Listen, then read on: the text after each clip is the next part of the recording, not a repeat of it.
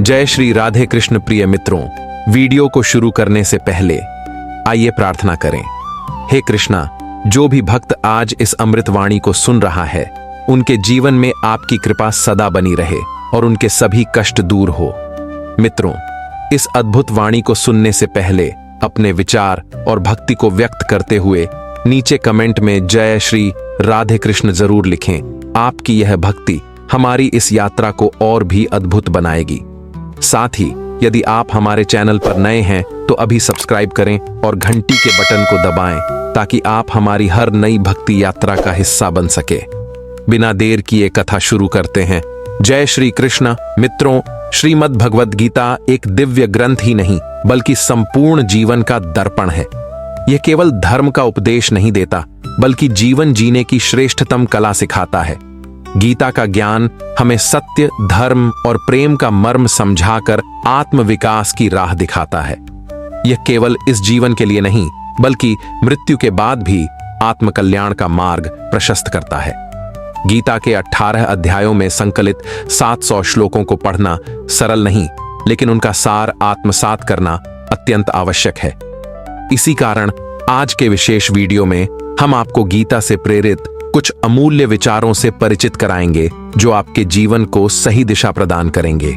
जब आप इन विचारों को मनन करेंगे तो न केवल गीता का वास्तविक अर्थ समझेंगे बल्कि आपके मन को भी शांति और सकारात्मकता की अनुभूति होगी। भगवान श्री कृष्ण स्वयं कहते हैं, जो प्रतिदिन गीता के इस दिव्य ज्ञान को श्रद्धा से सुनता और अपने जीवन में अपनाता है, वह अपने हर लक्ष्य को प्राप्त करता है। अतः इसे अपनाकर अपने जीवन को सार्थक बनाएं और श्री कृष्ण की कृपा प्राप्त करें।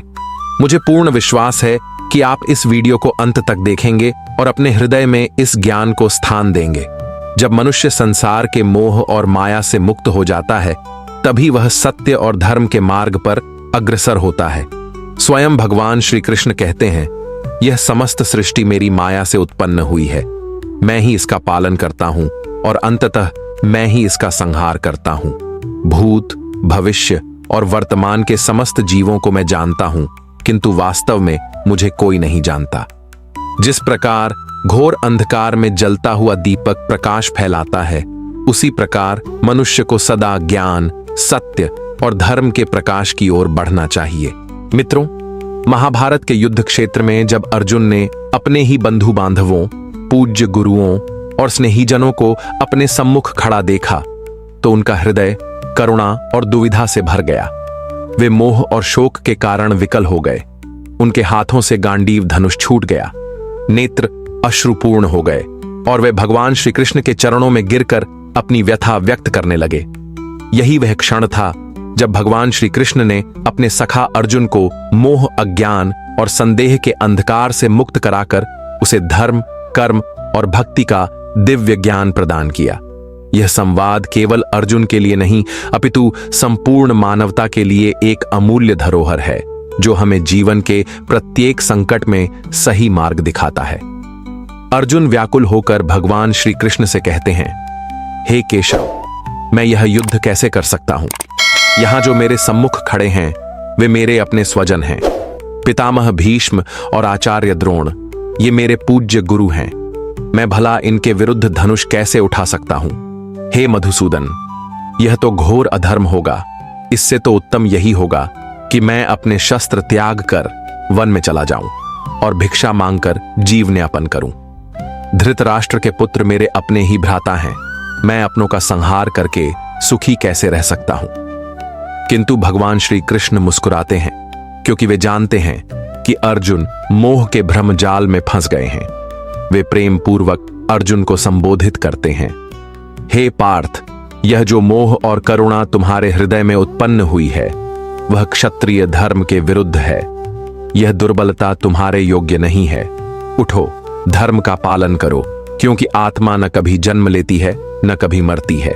तो मित्रों, आइए हम भी इस दिव्य ज्ञान के अमृत को अपने जीवन में आत्मसात करें। श्री कृष्ण के उपदेशों को अपनाकर अपने मन को शांत, आत्मा को निर्मल और जीवन को सार्थक बनाएं, क्योंकि यही गीता का परम सत्य है। जो हुआ अच्छा हुआ, जो हो रहा है अच्छा हो रहा है और जो होगा वह भी अच्छा ही होगा। अर्जुन का हृदय करुणा से भर उठा। वे देख रहे थे कि यह युद्ध न जाने कितने परिवारों को उजाड़ देगा, कितने वीर योद्धा रणभूमि में बलिदान हो जाएंगे, कितनी माताओं की गोद सूनी हो जाएगी, कितनी स्त्रियां विधवा हो जाएंगी। वे व्याकुल होकर श्री कृष्ण से कहते हैं, हे माधव, मैं यह युद्ध कैसे कर सकता हूं? मैं अपने ही कुल का नाश कैसे करूं? यह रक्तपात देखकर मेरा हृदय भय और संशय से भर गया है।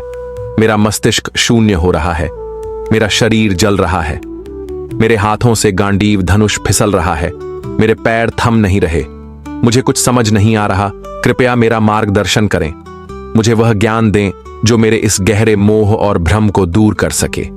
अर्जुन की यह दयनीय स्थिति देखकर भगवान श्री कृष्ण मुस्कुराए। वे अर्जुन के भीतर चल रहे द्वंद्व को भली भांति समझ रहे थे। वे जानते थे कि यह मोह और करुणा केवल अर्जुन की मनोस्थिति का भ्रम है। तब उन्होंने अपने सखा को वह दिव्य और सनातन ज्ञान प्रदान किया जो केवल उस समय अर्जुन के लिए नहीं बल्कि आज भी संपूर्ण मानवता के लिए प्रकाश स्तंभ है।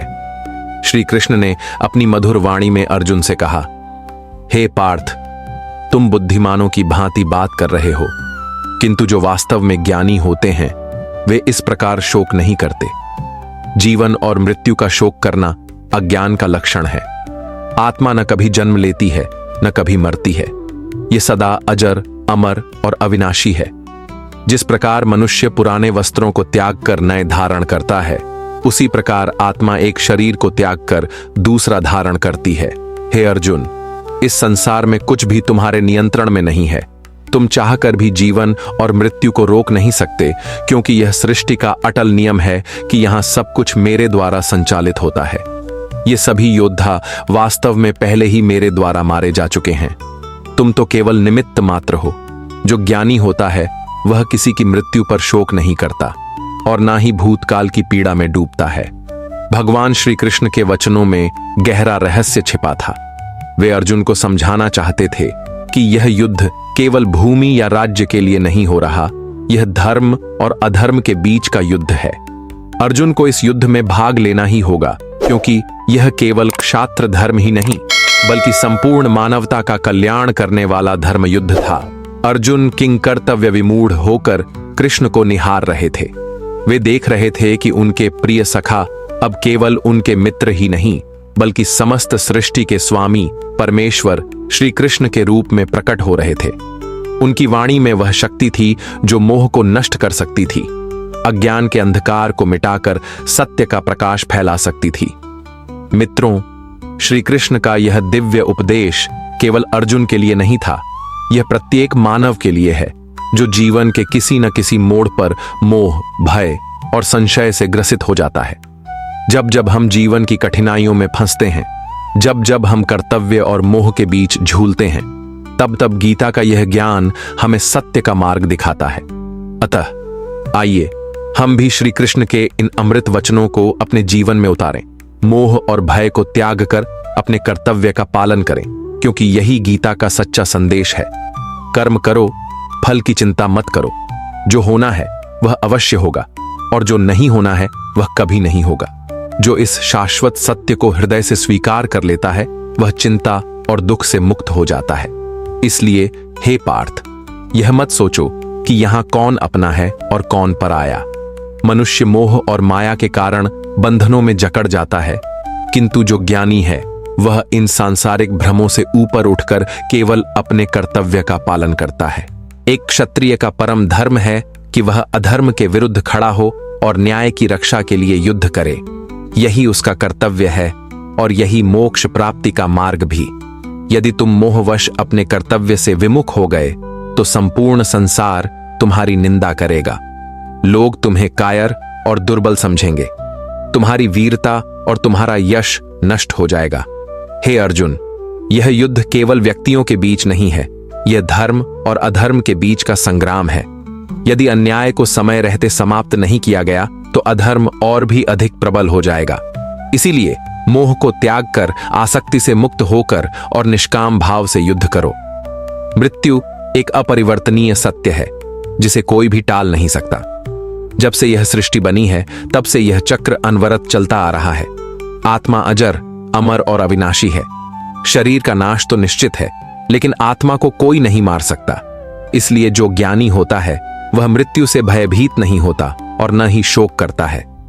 श्री कृष्ण का यह दिव्य ज्ञान केवल अर्जुन के लिए नहीं था, बल्कि यह प्रत्येक व्यक्ति के लिए है जो जीवन के संघर्षों में अपने कर्तव्य और मोह के बीच उलझ जाता है। जो इस ज्ञान को अपनाता है वह संसार की नश्वरता को समझकर भय, दुख और मोह से मुक्त हो जाता है। तो आइए हम भी श्री कृष्ण के उपदेशों को आत्मसात करें और अपने कर्तव्य को निष्काम भाव से पूर्ण करें, क्योंकि यही सच्चा धर्म है और यही जीवन का सर्वोच्च सत्य। जन्म और मृत्यु का यह चक्र तब से निरंतर चलता आ रहा है जब से यह सृष्टि उत्पन्न हुई है। जैसे मनुष्य पुराने वस्त्रों को त्याग कर नए वस्त्र पहनता है, वैसे ही आत्मा पुराने शरीर को छोड़कर नया शरीर धारण करती है। यह प्रकृति का शाश्वत और अटल नियम है। इस सत्य को स्वीकार करते हुए मनुष्य को बिना किसी भय और चिंता के पूरी निष्ठा और समर्पण के साथ अपने कर्तव्यों का पालन करना चाहिए और हर क्षण में वर्तमान को जीना चाहिए। बुद्धिमान व्यक्ति न तो मृतकों के लिए शोक करते हैं, क्योंकि वे जानते हैं कि मृत्यु एक न समाप्त होने वाला सत्य है, और न ही वे जीवित लोगों से आसक्त होते हैं। वे इस सत्य को समझते हैं कि जो मरा है वह पुनः जन्म लेगा और जो जीवित है उसे एक दिन निश्चित रूप से मृत्यु का सामना करना होगा। जीवन और मृत्यु का यह क्रम अनवरत चलता रहेगा। भगवान श्री कृष्ण अर्जुन से कहते हैं, हे अर्जुन, मैं सभी प्राणियों के हृदय में स्थित हूं। मैं ही सभी प्राणियों का आदि, मध्य और अंत हूं। मैं सूर्य हूं जो ग्रहों में स्थित है, सामवेद हूं जो वेदों में प्रमुख है, इंद्र हूं जो देवताओं में श्रेष्ठ है और इंद्रियों में मैं ही इंद्र हूं। मैं ब्रह्मा, विष्णु और महेश हूं जो सृष्टि, पालन और संहार के कर्ता हैं। मैं हिमालय हूं जो पर्वतों में सबसे महान है और मैं सागर हूं जो जल तत्व का संकलन है। संपूर्ण जगत में जो कुछ भी तुम देख सकते हो वह सब मैं हूं। भगवान श्री कृष्ण ने यह गूढ़ ज्ञान प्रदान करते हुए यह सिद्ध किया कि सृष्टि के प्रत्येक तत्व में उनकी ही सत्ता है। वे ही हर रूप में विद्यमान हैं, चाहे वह प्रकृति हो, चाहे वह व्यक्ति, देवता या जीव हो। उनका व्यापक रूप इस संसार में प्रत्येक कण और प्राण में बसा हुआ है। इसके बाद भगवान श्री कृष्ण मन की शक्ति और उसकी स्थिति के बारे में बताते हुए कहते हैं, इस संसार में सबसे बड़ा धन शक्ति नहीं बल्कि शांतिपूर्ण मन है। वह व्यक्ति सबसे धन्य है जिसने अपने मन को शांति और संतुलन में रखा है। मनुष्य का दुख उसकी अपनी आसक्ति का परिणाम होता है। जितना अधिक वह आसक्त रहेगा उतना ही अधिक वह दुखी होगा। जब मनुष्य अपने आसक्ति को नियंत्रित कर लेता है तब वह आत्मिक शांति और संतुलन की स्थिति में पहुंच जाता है। यही सच्चा सुख है, क्योंकि संसार की वस्तुएं और परिस्थितियां निरंतर बदलती रहती हैं, लेकिन एक शांत और स्थिर मन के पास हर परिस्थिति में संतोष और शांति होती है। आध्यात्मिक ज्ञान यह है कि संसार के भौतिक सुखों से मुक्ति पाकर मनुष्य आत्मा की वास्तविकता को समझता है और केवल शांति को अपना असली लक्ष्य पाता है। जब मनुष्य अपने मन को शांत और नियंत्रित करता है तब वह अपने जीवन के प्रत्येक क्षण में पूर्ण संतुलन और आनंद की स्थिति में रहता है। इसलिए आइए हम भगवान श्री कृष्ण के उपदेशों को समझें और अपने जीवन में शांति, संतुलन और कर्तव्य के पालन को प्राथमिकता दें, क्योंकि यही सच्चा सुख और मोक्ष प्राप्ति का मार्ग है। हरिस्मरण ही परम सुख है। भगवान श्री कृष्ण कहते हैं, जो जो हुआ वह अच्छा हुआ, जो हो रहा है वह भी अच्छा हो रहा है और जो होने वाला है वह भी अच्छा होगा। इस सत्य को समझते हुए हमें जीवन के हर पल को स्वीकार करना चाहिए। जो कुछ भी खो गया उस पर शोक करने का कोई कारण नहीं है, क्योंकि जो कुछ भी था वह एक दिन नष्ट हो ही जाता। जो तुम्हारे पास है वह भी कभी न कभी दूसरे का होगा, क्योंकि संसार का नियम ही परिवर्तन है। यही संसार का शाश्वत सत्य है। अनित्यम मम जीवनम। भगवान श्री कृष्ण आगे कहते हैं, मनुष्य को अपने कर्तव्यों का पालन बिना किसी स्वार्थ और पक्षपाती भाव के करना चाहिए। उसे परिणाम की चिंता नहीं करनी चाहिए। कर्तव्य और संघर्ष ही जीवन का हिस्सा है और इन्हें निभाने में ही सच्ची शांति और मोक्ष है। कर्मण्येवाधिकारस्ते मां फलेषु कदाचन, अर्थात तुम्हारा अधिकार केवल कर्म में है, फल में नहीं। हे अर्जुन, स्वयं को भगवान के चरणों में समर्पित कर दो, यही सबसे बड़ा आश्रय है। भगवान श्री कृष्ण कहते हैं, मनुष्य जन्म से महान नहीं होता, बल्कि अपने कर्मों से महान बनता है। जब उसे अपने कार्य में आनंद मिलने लगता है, तब वह पूर्णता को प्राप्त कर लेता है। सर्वधर्मान परित्यज्य मामेकम शरणम व्रज, अर्थात सभी धर्मों को छोड़कर केवल मेरी शरण में आओ। जब अर्जुन भगवान श्री कृष्ण से यह प्रश्न करते हैं, हे केशव, अगर आत्मा अजर और अमर है और शस्त्र उसे काट नहीं सकते, अग्नि उसे जला नहीं सकती, तो फिर मनुष्य को सुख और दुख की अनुभूति क्यों होती है? तब भगवान श्री कृष्ण उत्तर देते हैं, हे पार्थ, आत्मा तो रथ में बैठी हुई स्वामिनी है, जबकि मन उस रथ का सारथी है। यह मन ही है जो इंद्रियों रूपी घोड़ों को इधर उधर दौड़ाता है, कामनाओं के पीछे भागता है और अस्थिर रहता है। यही मन कभी अहंकार में भरकर स्वयं को सर्वशक्तिमान मान लेता है, तो कभी भय और निराशा से भर जाता है। जब शरीर रूपी दीपक में जीवन ऊर्जा रूपी घी समाप्त होने लगता है और अंधकार छा जाता है, तब यह मन चिल्लाने लगता है, मैं बीमार हूं, मैं दुखी हूं, मैं मर रहा हूं, मुझे बचाओ। यह मन ही रोने का नाटक करता है, यही भयभीत होता है। हे अर्जुन, यह कपटी मन ही है जो माया का जाल बिछाकर मनुष्य को उसकी इच्छाओं में उलझा रखता है। यह मन ही है जो सुख में हर्षित होता है और दुख में पीड़ित होता है। भगवान श्री कृष्ण का यह उपदेश दर्शाता है कि व्यक्ति के दुख और सुख का कारण उसका शरीर और मन होते हैं, न कि आत्मा, जो हमेशा स्थिर और अमर रहती है। मनुष्य को अपने मन पर नियंत्रण रखते हुए अपने पहले ही कहा था कि सुख और दुख आत्मा के नहीं, बल्कि शरीर के अनुभव हैं। अर्जुन फिर कहते हैं, हे कृष्ण, शरीर को पीड़ा तब होती है जब उस पर चोट लगती है या कोई अंग कट जाता है। जैसे अग्नि में जलने से केवल शरीर को पीड़ा होती है, वैसे ही यह समस्त दुख केवल शरीर का है, आत्मा का नहीं। लेकिन फिर अर्जुन पूछते हैं, जो सम्मान खोने का दुख होता है या मान सम्मान मिलने पर हर्ष का अनुभव होता है, वह आत्मा को कैसे प्रभावित कर सकता है? भगवान श्री कृष्ण मुस्कुराते हुए कहते हैं, हे अर्जुन, यह यश, अपयश, मान, अपमान, लाभ, हानि, जीत और हार की अनुभूतियां आत्मा की नहीं, बल्कि मन की शरारतें हैं। आत्मा तो निष्क्रिय, अजर, अमर और शांत है। यह सारा खेल केवल मन का है, जो शरीर के अदृश्य लेकिन सबसे शक्तिशाली हिस्से के रूप में कार्य करता है। भगवान श्री कृष्ण आगे कहते हैं, हे पार्थ, आत्मा तो रथ में बैठी हुई स्वामिनी है, जबकि मन उस रथ का सारथी है। यह मन ही है जो इंद्रियों रूपी घोड़ों को इधर उधर दौड़ाता है, कामनाओं के पीछे भागता है और अस्थिर रहता है। यही मन कभी अहंकार में भरकर स्वयं को सर्वशक्तिमान मान लेता है, तो कभी भय और निराशा से भर जाता है। जब शरीर रूपी दीपक में जीवन ऊर्जा रूपी घी समाप्त होने लगता है और अंधकार छा जाता है, तब यह मन चिल्लाने लगता है, मैं बीमार हूं, मैं दुखी हूं, मैं मर रहा हूं, मुझे बचाओ। यह मन ही रोने का नाटक करता है, यही भयभीत होता है। हे अर्जुन, ये कपटी मन ही है जो माया का जाल बिछाकर मनुष्य को उसकी इच्छाओं में उलझा रखता है।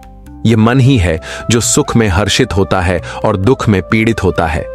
भगवान श्री कृष्ण का यह उपदेश दर्शाता है कि व्यक्ति के दुख और सुख का कारण उसका शरीर और मन होते हैं, न कि आत्मा, जो हमेशा स्थिर और अमर रहती है। मनुष्य को अपने मन पर नियंत्रण रखते हुए अपने कर्मों का पालन करना चाहिए, ताकि वह जीवन के दुखों से मुक्त हो सके। सिर्फ नाम से किसी का मूल्यांकन नहीं किया जा सकता, क्योंकि इस दुनिया में हजारों लोग होते हैं जो अच्छे कर्म करते हैं, फिर भी लोग अक्सर उनकी बुरी बातें ही याद रखते हैं। इसीलिए दूसरों की बातें न सुने और न ही उन पर ध्यान दें। धोखा देना एक ऐसा कर्ज है जो समय आने पर खुद को चुकता करना ही पड़ता है। एक सच्ची और उत्तम दृष्टि वह है जो अपनी कमियों को पहचानती है और दूसरों के अच्छे गुणों को मानती है। समय के साथ जो अपने स्वभाव को बदलते हैं, उन पर कभी भरोसा मत करो, क्योंकि वे अस्थिर होते हैं। लोग कभी भी अपने असली रूप को दर्पण में नहीं देख पाते। अगर दर्पण में केवल चेहरा दिखता तो सच्चाई कुछ और होती। अपमान को हमेशा समझदारी से देखो, क्योंकि यह एक अरण है जिसे हर व्यक्ति ब्याज सहित लौट आता है। कभी भी अत्यधिक हंसी के पीछे छिपे दुख या गहरे दुख के पीछे छिपी हंसी को किसी से साझा मत करो। इस संसार में लोग खुशी पर सवाल उठाते हैं और दुख पर नमक छिड़कते हैं। अपनी तुलना दूसरों से कभी मत करो। जितना हो सके उतना श्रेष्ठ बनो। इस संसार में दो प्रकार के लोग होते हैं, कुछ जो छोटी छोटी परेशानियों से घबरा जाते हैं और कुछ जो किसी भी कठिनाई का सामना धैर्य से करते हैं। कुछ लोग सब कुछ प्राप्त करके भी दुखी रहते हैं, जबकि कुछ लोग खाली हाथ रहते हुए भी भगवान का नाम लेकर खुश रहते हैं। जीवन को बदलने का समय सबको मिलता है, लेकिन समय को बदलने का कोई दूसरा अवसर नहीं मिलता। भगवान श्री कृष्ण कहते हैं, जो होना है वह हो ही जाएगा और जो नहीं होगा वह कभी नहीं होगा। जिनके मन में यह अटल विश्वास होता है वे कभी भी चिंता नहीं करते। हे अर्जुन, तुम इस दुनिया में अकेले आए हो और अकेले ही जाओगे। वास्तव में यहां कोई किसी का अपना नहीं है। यहां तक कि हमें जन्म देने वाले माता पिता भी एक दिन हमें छोड़कर चले जाते हैं। इसीलिए दूसरों से ज्यादा उम्मीद मत रखो। अगर कोई तुम्हें छोड़कर चला जाए तो दुखी मत हो, क्योंकि भगवान हमेशा तुम्हारे साथ है। श्री कृष्ण कहते हैं, चाहे कोई मुझे माने या न माने, मैं किसी को भी नहीं छोड़ता। सब मेरे ही बच्चे हैं। जो लोग अकेलापन महसूस करते हैं और दुखी होते हैं, उन्हें अकेलेपन से डरने की कोई जरूरत नहीं है। जब जीवन में कठिनाइयां आएं तो धैर्य रखें, कभी हिम्मत न हारें। जो लोग खुद पर नियंत्रण रखते हुए कठिन समय में धैर्य बनाए रखते हैं, वे हर चुनौती को आसानी से पार कर लेते हैं। लेकिन जो डरते हैं, उनके लिए कठिनाइयां और बढ़ जाती हैं। वे सबसे कठिन परिस्थितियों को भी सहजता से पार कर लेते हैं। जीवन में सबसे बड़ी भूल वही होती है जिससे हम कोई सीख नहीं लेते। हर कार्य जो तुम आज कर रहे हो वह व्यर्थ नहीं जाएगा। तुम्हें उसका परिणाम अवश्य मिलेगा, क्योंकि जो कुछ भी तुम्हारे पास आज है वह तुम्हारे पिछले कर्मों का ही फल है। भगवान श्री कृष्ण कहते हैं कि जो व्यक्ति सच्चे भक्ति भाव से मेरी आराधना करता है, मैं उसे वह प्रदान करता हूं जो उसके पास नहीं है, और जो कुछ उसके पास पहले से है उसकी रक्षा करता हूं। चिंता करने में अपनी ऊर्जा व्यर्थ मत करो, बल्कि उसे समाधान खोजने में लगाओ। बुराई को देखना और सुनना ही बुराई की शुरुआत होती है। इसलिए सदैव शुभ विचारों और अच्छे कर्मों की ओर ध्यान दो। प्रेरणा का सबसे बड़ा स्रोत स्वयं आपके अपने विचार होते हैं। इसलिए स्वयं को ऊंची सोच के लिए प्रेरित करें और अपने भीतर की शक्ति को जागृत करें। कर्म का सिद्धांत अत्यंत सरल और स्पष्ट है। जैसा करोगे वैसा ही फल मिलेगा। यदि कोई भी व्यक्ति राधा कृष्ण के आदर्शों को अपने जीवन में नहीं अपनाता, तो वह अपने उद्देश्य को प्राप्त नहीं कर सकता।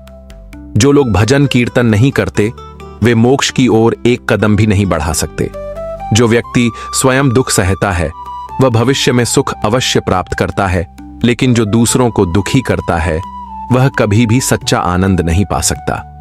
अपने हृदय में करुणा का वास करो। आवेग में बहकर कोई निर्णय मत लो। फूल वर्षा से खिलते हैं, बादलों की गर्जना से नहीं। कोई व्यक्ति चाहे कितना भी मधुर क्यों न बोले, यदि वह सत्य से दूर है तो अंत में दुख ही देगा। वहीं जो सत्य को अपनाता है वह भले ही कड़वा बोले, लेकिन उसकी बातें एक दिन औषधि की तरह कार्य करेंगी। भगवान श्री कृष्ण कहते हैं, हे मानव, यदि तुम इस सांसारिक दुख से मुक्त होना चाहते हो तो मेरी भक्ति करो। जो व्यक्ति मेरी पूजा नहीं करता, वह ना तो इस जन्म में और ना ही अगले जन्म में शांति प्राप्त कर सकता है। भगवान श्री कृष्ण का यह संदेश है कि जो व्यक्ति मुझसे परम प्रेम करता है और गीता के इस गुप्त ज्ञान को दूसरों तक पहुंचाता है, वह मुझे अत्यंत प्रिय है। इसलिए आप भी इस गीता ज्ञान को फैलाकर भगवान श्री कृष्ण की कृपा प्राप्त करें। हमें आशा है कि आपको हमारा प्रयास पसंद आया होगा। कृपया इस वीडियो को लाइक करें और अपने परिवार एवं मित्रों के साथ साझा करें। यदि आप हमारे चैनल पर नए हैं तो चैनल को अवश्य सब्सक्राइब करें और घंटी का बटन दबाना ना भूलें, ताकि आप हमारे सभी प्रेरणादायक और ज्ञानवर्धक वीडियो समय पर देख सकें।